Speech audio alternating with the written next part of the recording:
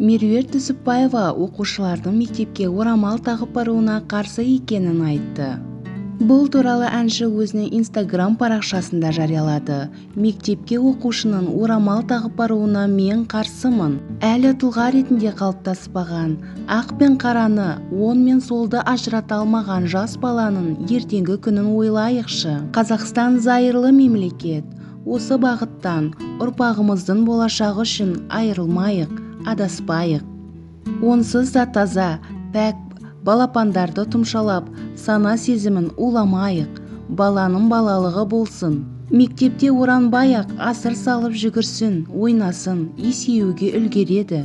Орамалды қазақтар қыз бала ұзатылып, өзге босағаны аттағанда ғана таққан. Ат құлағында ойнаған қазақ қызы көбінесе еркек шоралау болып өскен.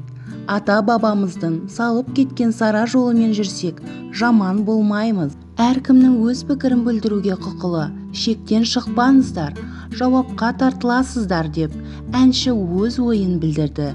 Ал сіз қалай ойлайсыз? Егер видео ұнаса, лайк басып, видео астына өзіңіздің пікіріңізді жазуды ұмытпаңыз. Видеоны ұсынған Ice KZ каналы.